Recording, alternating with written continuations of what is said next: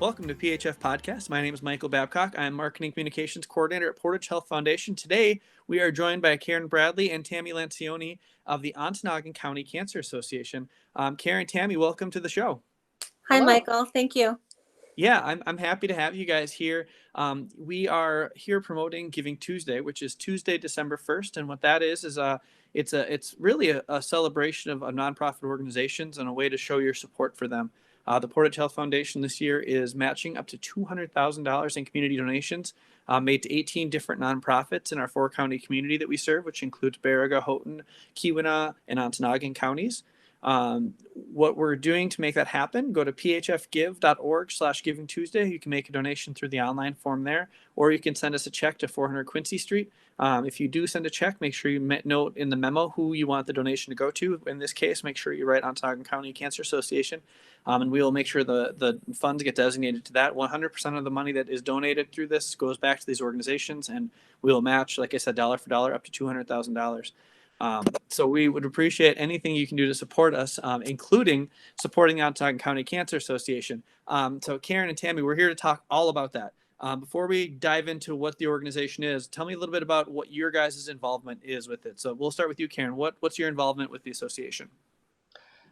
I've been on the board since its inception, and I help out with special events, door to door, and also memorial program, whatever is needed. Excellent. And how about you, Tammy? I joined the board in 2014, and I also help Karen with the memorials and donations. That's my role in it. I actually joined, I was a recipient from the Cancer Association. My husband was diagnosed with cancer, and the Cancer Association really helped me out during that time. He did pass away, but after that, I was asked to join the board, and I feel very honored to be a part of it. Yeah, and I had the chance last year to go down to Ontonagon and meet several of the people on the board. And if you want to go see, get a little a little view of what the experience is like down there at the cancer ward, is that the best way to put that? Over at the Ontonagon Spires Hospital. We went behind the scenes there, and you can check it out. Go to our Instagram page. Our username is PHF Give, and if you go on our highlights on the top of our page, you can scroll over and find the Ontonagon County Cancer Association highlight, and learn, see a little bit of behind the scenes of what it's like down there at the, in the room where people get treatment, and meet some of the people behind the scenes with it. So Karen, why don't you start us by giving a little bit about the organization? When were you guys founded? What's the purpose, and what kind of work do you guys do on a regular basis? Well, we were founded back in fall of 1988. Before that, we belonged to another association, society, and decided that we could better serve the people in Ontonagon County if we were a separate board. So we founded the nonprofit Ontonagon County Cancer Association, and here we are back in 2020. So Yeah, basically, that's 32 years you've been involved with it. That's a long time. I didn't want to do the math. Anyway, so one of our goals is to provide financial assistance to people in Ontonagon County. As everyone knows, it's expensive when in a lot of things insurance will not cover. So we cover a lot of the travel expenses, hotel expenses. We also have a loan closet for people to use it has wheelchairs and canes and commodes, you name it, that they can borrow. We offer screenings and also support. If someone really needs to talk to somebody else, we usually know someone in the community that's willing to talk to somebody so that they know that they can get through it. Yeah, it's an amazing array of different things, especially considering you guys are 100% volunteer. Is that correct? That's correct. And it's nice that everything stays in the community too. So we do donate to research also, and we put out informational pamphlets when we do our cancer walk or our fund drive each year, which we weren't able to do this year because of COVID. But it's just really nice to keep this in our community. And on the average, every year we have about 60 people, more or less, which That's is sad that there's that many people in that's a Ontonagon lot County of with people. cancer. But and that's an average, sometimes more, sometimes less. But it's it's a great organization. Yeah, and one of the things that I like to think about when I go through this thought process a little bit, because like Karen said, there are places that take in money that are more nationally and they're more focused on research, which is ultra important and very good that those things happen. But when you live in a rural community like we do, it's different challenges, and obviously the research benefits us immensely, but also when you have to travel 5 hours, 6 hours, 10 hours to just get what other people can just go do in an afternoon. Sometimes that it's more important that you make sure you're able to treat the people here, just to make sure that people can stay alive. What's the point of doing the research if nobody can get the treatment? And up here, if people don't have the funds to travel, a lot of times they can't get the services they need to just to fight these things. So it's I really appreciate it, and people down there, 60 people a year, it turns out, appreciate that. I know last year when I was down there, I was pretty moved by the whole thing, meeting some of the people. So let's talk about your first experiences with the organization. Karen, that was 1988, you said, and you were Yeah. helping out before then. Tell me about when you first started to help out with this cause. Before the Cancer Association? Yeah, and obviously you guys had to have the board of people that kind of came Yeah. together. How did you guys, what group of people came to make that happen? It was a lot of people that was on the former board of the cancer, of the national group, and um, a lot of the money was going elsewhere for salaries. So we just discussed how we could do it better. Um, and at that time, it didn't seem like people were getting a lot of the financial aid that they could have received. They would get maybe $50 a year to help with their expenses. So after a lot of discussion and the core group of people that we had back then, we filed all the paperwork for a nonprofit status. So That's awesome. What what drove was you to get involved with the national organization when you what first mean? started? Oh, well, my mom had always been one to volunteer for different organizations, and I guess she just instilled that in each of us that you give back. You give back to whatever community that you are involved in, which I felt most of the people on our board and people that have joined our board, like Tammy and others, that you know they they aren't in it for themselves. They Yeah. they have that core sense of this is my community and how can I help my community in whichever direction they feel they should go.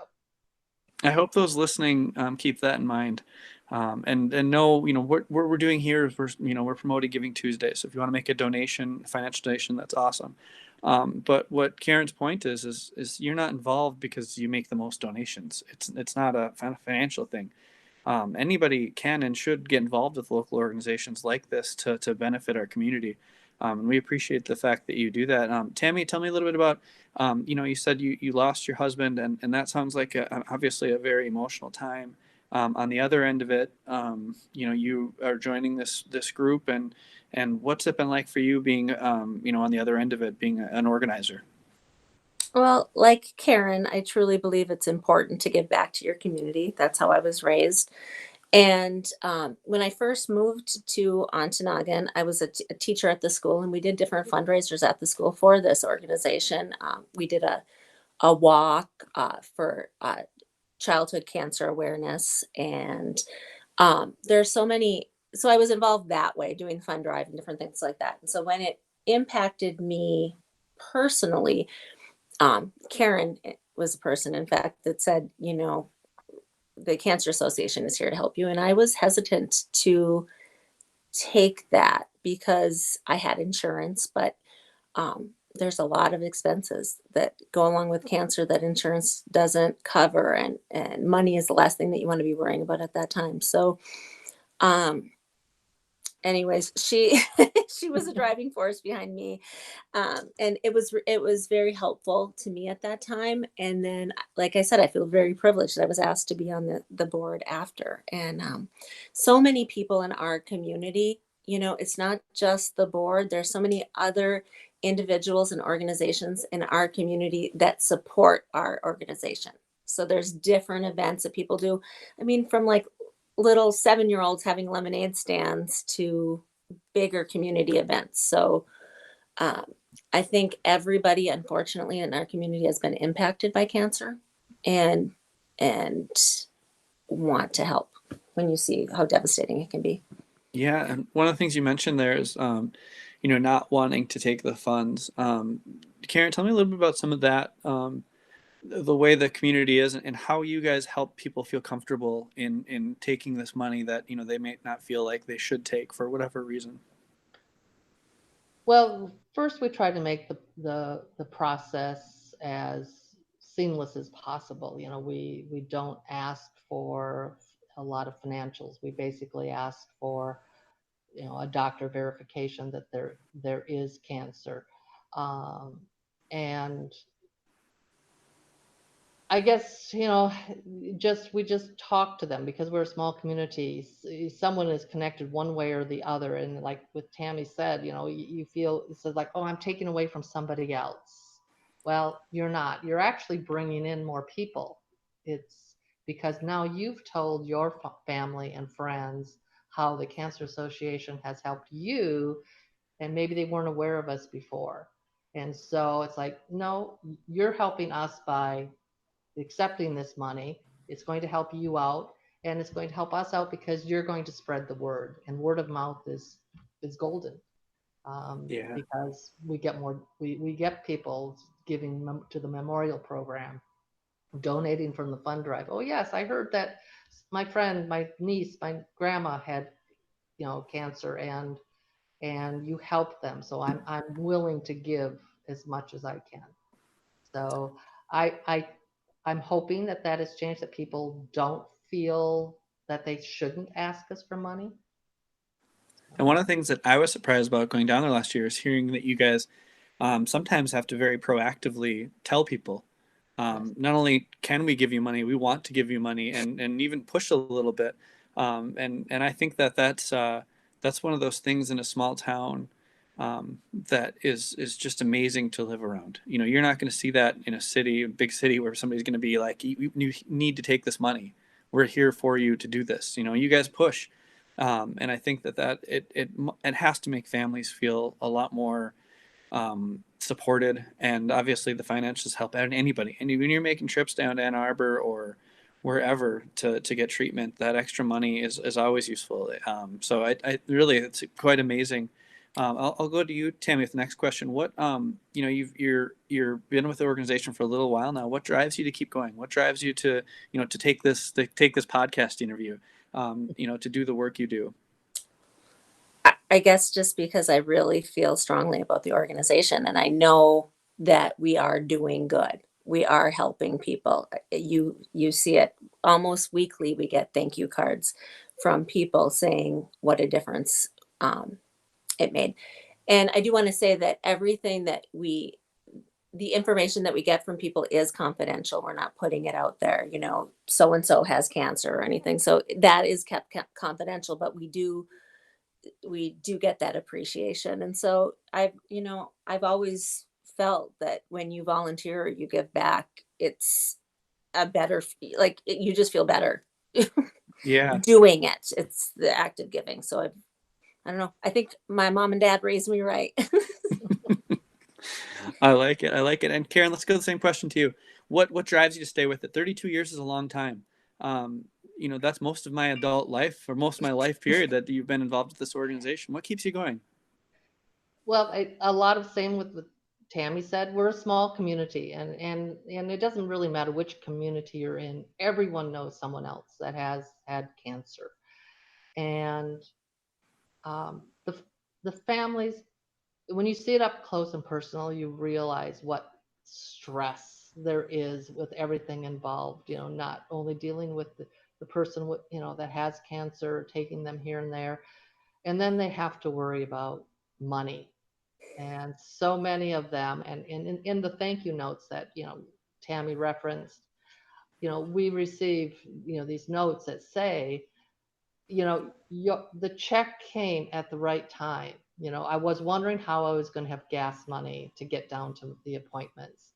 So this is giving me some, breathing room. So ideally, I mean, we keep increasing our amount of money that we can give to the people in Ontonagon County every year. I mean, if we could cover all their expenses that isn't covered by insurance, that would be my goal. So, and because of the generosity of the people in the community, we have been able to increase how much we give, and all of the money that we raise during the fund drive, and that's designated for patient allocation, is distributed. Even after they have submitted all the bills up to $1,000, we ask them still to submit their bills, because if we have money left over, we give that money out too. And I mean, and sometimes, I mean, we just had a case recently that the amount of money that they owed to different people that wasn't covered by insurance was just astronomical. And it was like, okay, everyone, empty your pockets. Let's personally Yeah. give them, because it's just sad, that they Yeah. have to deal with this. So if we can relieve a little bit of their stress, in whatever way, that's what keeps me going, is because they're thankful, and that, we are helping relieve some of the stress. Yeah, and Karen, let me. I kind of like the angle you took there, talking about that one specific one. Tell me about one of the stories about your organization that you're most proud of. One of those stories that you're like, this was why we're here, is to do stuff like this. And obviously, like Tammy mentioned, we want to keep privacy in mind. We don't need any names. I don't need anything like that. It's not about the names. It's about what happened. So, if you could share one of your better stories from your involvement. Well, I had a different thing in thinking about talking about that, but the one I was just talking about, it was, as I said, the person that had so many bills in excess of, $20,000, and because of the generosity of the people from the previous year, we couldn't touch we couldn't give her the $20,000, but we were able to send that person almost another $2,000 in addition to 1,000. And I mean, even the board members don't know who this person is. I say she because I think I'm a she. So if I were a male, I'd probably say he. Um, anyway, um, and we got, there was a thank you note sent, and it brought tears to our eyes when we read, the thank you, to the board. Yeah, and Tammy, I'll bring the same question to you. You're not quite as long involved with the board, but I mean, when you're talking 60 cases a year, which is wild. Obviously you've probably seen a few things. What are some of the things you've seen so far that stand out? Well, I mean, cancer is devastating, and unfortunately it impacts so many people. And so to focus on the positive, another thing that our organization does is we provide financial assistance for screenings for mammograms and PSA screenings. So every year we'll cover what the insurance doesn't cover. And so we'll have a woman go in for a mammogram and something will be detected. And not that I'm saying cancer is a good thing, but it's detected early. And so that, I hope, has helped save some lives. And our pamphlets, our educational pamphlets, people might read something about melanoma and say, well, I'm going to go get that checked out. And so that early screening, early detection, I'm hoping has saved some lives. Yeah, is that just a standing thing you guys offer with the screenings and that, or is there like a way to sign up for that, or how would somebody take advantage of that opportunity? Karen, or do you? So we, Right. so during a specific time each year, we offer mammograms for people in Ontonagon County. and they it's advertised, it's publicized, and they call and make an appointment at Aspirus, and whatever the insurance doesn't cover, we will cover for them. And then we do the same for PSA screening for the men. That's great. And another good example of why sometimes you just need to pay attention to what's going on in your community. Hmm. Because as you said, these things, if you catch it early, the percentage of chance you're going to catch it, not have life altering things happen to you, is much better by catching things early than it is, can you catch things late in the game? As you guys, I'm sure, hear stories every year on that front. Next thing I want to talk about, and I guess I'll start with you, Karen, and maybe Tammy will have to kind of come in too, but what has COVID done to you guys over the last, since this has started this year? Well, annually we have a door-to-door fundraiser You in guys May. actually go door to door, like to every Yes, to every door in the county? yes. I We love have that. we have about 120 volunteers Yeah. that go out throughout the county and knock on doors and pass out this brochure that has financial information, how to get help, and also we pick a different topic like brain What an cancer. amazing thing you guys do. Like that is, I mean, one, I'm sure it's a great fundraiser, but two, what a great way to get your word out there, so people can know what you guys do. Mhm. Yes, so and we've done this since the beginning, going door to door, and that's one of the points I did want to make about our success is when we first started out, the board members had to dig in their own pockets to pay for the brochures and pay for the filing costs and everything else, and then we had our first door to door in '89, and we raised about $11,000. So for a county of only about 8,000, 11,000 was good. And Yeah. so for and now in 2019, the last year we could do the door to door, we raised about uh, $36,000. Wow. So that was just just knocking on doors, going door to Yeah. door. And so in that same time period, keep in mind, Ontonagon County has lost 2,000 people.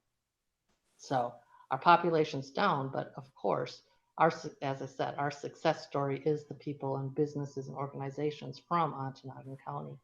So now with COVID, of course, we couldn't do the door to door, which was our major fundraiser.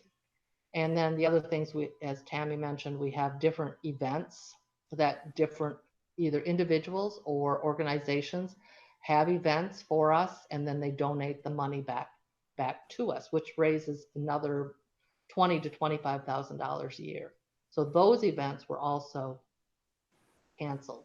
So between the fundraisers and door to door, we make between $55,000 and $60,000.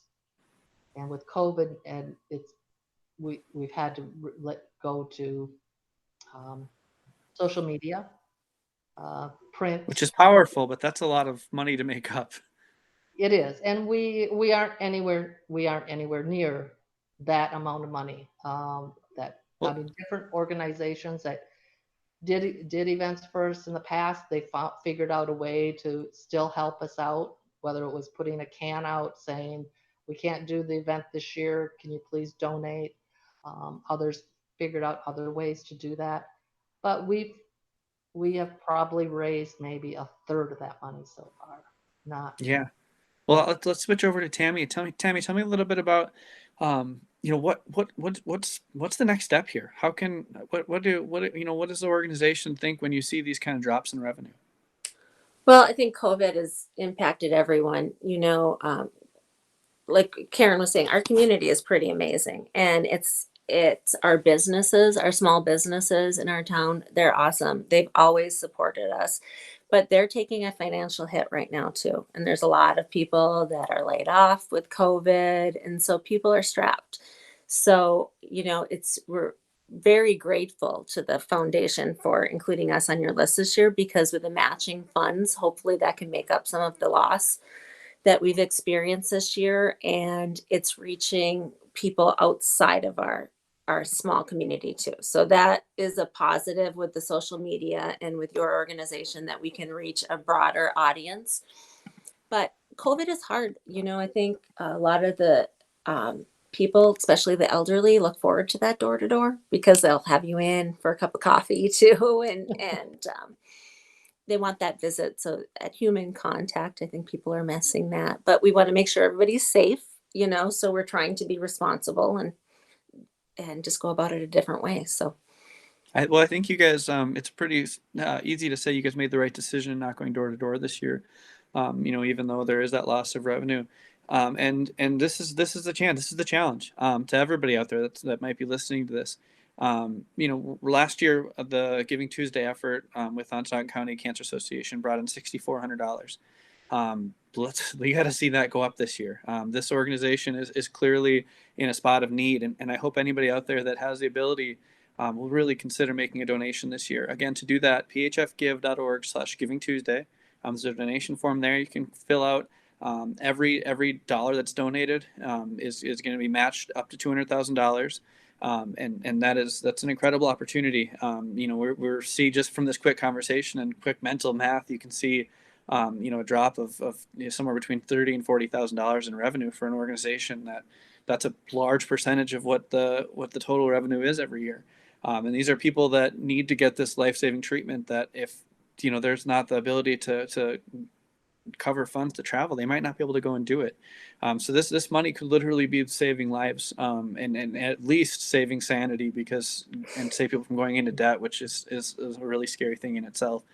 So if you can make that donation, please do.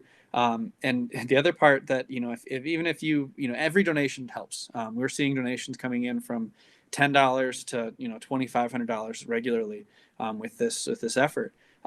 Any donation is going to help. But if you can't make that large of a donation and you're like, I wish I could do more, one of the things you can do to do more is share the posts. Share these posts on social media. Make sure more people are aware of it. When the Cancer Association usually goes door to door, they're not missing families in Ontonagon. That's just the way it goes. They hit every family. With social media, it's not that easy. Not everybody knows they have a Facebook page they can like, which they do. Get out there and like that page. But they're, by sharing this post, you're getting it to a larger audience. And Facebook, everybody hears about algorithms. I don't know what this means, algorithm, but what it means is the more a post is liked and shared and viewed, the more it's going to go out to other people. So your share will help not only just get it to your audience, which will help it, but it will also help that Facebook know that this post is important and that this matters, and it'll help it be more likely to be shown in other people's feeds. So therefore, get your donation in and share those posts as much as you can. What other ways can people go out and support the Cancer Association? well, please donate to Giving Tuesday. I think that's great. And then we just plug your organization for all of the organizations that you have out there. They're all worthy causes. So, everybody's in need. So it's very generous of you. You can send your donations to, we have a PO box, PO Box 282 in Ontonagon, and the zip code is 49953. That's PO Box 282. And we are working on a electronic way to get money too. That's not quite completed yet, but we're trying Well, to if you get need up help with with the that, times. let me know. We're always up to help people if we can with stuff like that. So The other ways to support would, we have a memorial program. So if you know of someone that has died, and it doesn't necessarily mean from cancer, you can send us, a memorial in memory of, and we'll send a card out to the family that they donated to us. And one of the other things is we have had in the past few years that we have been named as a beneficiary in people's wills. So that's probably what's going to help us out through this, tough time, to bridge a little bit of the gap, is because we have been named in wills. So that's another consideration if people would like to name us in their wills. That's excellent. And I should add too, one of the things that people sometimes do for the Giving Tuesday here is you can do things like donate stocks. If you contact our office, we'll be more than happy to figure that out with you. So if somebody wants to donate in a little bit of a non-traditional way, we can make sure that happens. Again, the Giving Tuesday match is through Giving Tuesday, which is December 1st. So make the donation by then to be eligible for our match. And as Tammy said, you can also send a check anytime. This organization is always going to be happy to take those checks. So if you're listening to this and it's December 2nd or 3rd and you're like, oh, I missed out on the match, it doesn't matter. The donations can come in without a match, and it's just as meaningful. It's just they're really happy to have that. So make that up. I want to thank you guys both for taking the time to be part of this podcast. Is there anything else you guys want to mention before we tune out? Just thank you very much. We really appreciate it, and hope everybody's staying safe and masking up and doing what they can to be part of the solution. So thank you. Yes, yes. Thank you to you, and also to all the people in Ontonagon County that have continued to be our biggest supporters, individuals, businesses, organizations. So thank you. Excellent. Well, thank you guys again. Make your donations at phfgive.org/Giving Tuesday. You can tune into this podcast wherever you find podcasts. We're also on YouTube and Facebook. Thank you guys again, and we will see you guys in the next episode. Okay. Okay. Thanks. Thank you. Bye-bye.